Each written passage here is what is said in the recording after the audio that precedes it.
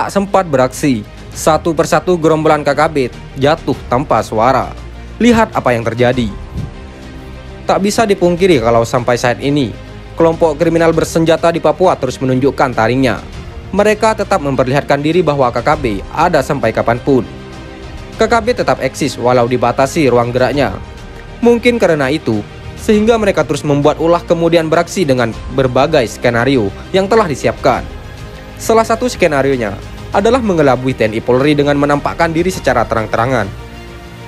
Kelompok teroris itu seakan-akan bahwa pola yang dilakukannya telah diantisipasi oleh TNI Polri. Seperti halnya dalam sebuah video yang viral di media sosial belakangan ini. Video tersebut memperlihatkan aktivitas KKB sebelum melakukan penyerangan ke pos keamanan yang ditempati TNI Polri. Dalam video itu terlihat sekelompok orang berjalan dengan rute yang sama, dari utara menuju selatan. Mereka berjalan hanya berbekal peralatan seadanya, seperti parang, tombak, busur, dan anak panah. Kelompok tersebut jalan beriringan dekat sebuah fasilitas umum yang teridentifikasi sebagai pasar. Meski berpenampilan bak warga sipil, tetapi gestur tubuhnya beda dengan penduduk biasa. Mereka berjalan tegap tanpa rasa takut, selalu mengenakan atribut layaknya anggota KKB lainnya. Misalnya pada bagian lengan, terikat dedaunan. Langkah kakinya lebih cepat dari cara melangkah warga biasa. Bahkan cara jalannya pun beda. Kerap berhenti lalu kakinya mengais-ngais, sesuatu seakan sedang melacak jejak seseorang. Semua pergerakan KKB tersebut terpantau dari teropong yang dipunyai prajurit bela negara, yakni TNI Polri. Dari teropong itu, TNI Polri memantau seluruh aktivitas penduduk, termasuk aktivitas para oknum yang hendak melakukan tindakan kriminal. Dari pantauan itu, terlihat sekelompok orang berjalan beriringan menuju selatan. Tak diketahui dari mana datangnya kelompok tersebut dan hendak kemana mereka bepergian. Tapi pada hari pertama, pantauan TNI Polri, kelompok itu berjumlah 5 orang. Mereka berjalan ke arah selatan tanpa mengganggu warga pada kampung yang sedang dilaluinya. Hal yang sama dilakukan pada hari berikutnya. Tapi anehnya, aktivitas di hari kedua tersebut tetap dilakukan oleh orang yang sama. Tertangkap teropong TNI Polri, kelima oknum tersebut kembali melewati rute yang sama menuju ke arah selatan.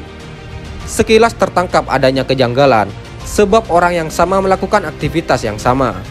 Ketika teropong TNI Polri diarahkan ke rumah-rumah penduduk, kejanggalan lainnya mulai tampak. Kampung itu sepi, aktivitas warga tak lagi seperti hari-hari sebelumnya.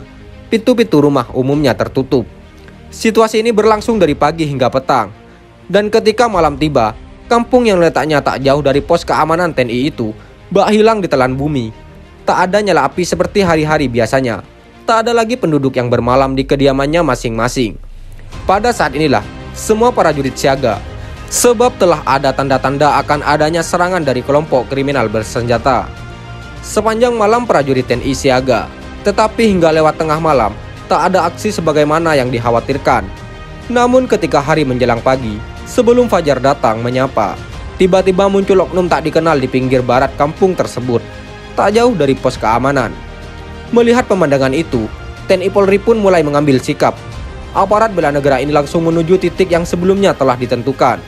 Saat semua titik telah ditempati, pada saat yang sama, kelompok kriminal itu bergerak mendekati pos keamanan. Dan setelah berada pada jarak yang sangat dekat, mereka mulai mengangkat senjata sepertinya hendak menembak. Pada saat itulah, TNI Polri mengambil tindakan tegas terukur. Awalnya satu awak KKB dihadiahi timah panas. Saat yang bersangkutan jatuh, KKB pun mulai beringas. Mereka terlihat menembak secara membabi buta ke arah pos keamanan. Namun tak mengenai satupun personel pun yang berada di tempat itu. Untuk menghentikan aksi biadab tersebut, TNI menyasar lagi seorang pria yang merupakan komandan kelompok tersebut. Ketika yang bersangkutan jatuh tanpa suara, kelompok penyerang pun terlihat mulai kocar-kacir.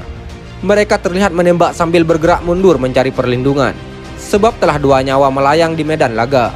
Dan ketika serangan ke KKB mulai melemah, kelompok separatis itu pun kembali diberi pelajaran dengan timah panas.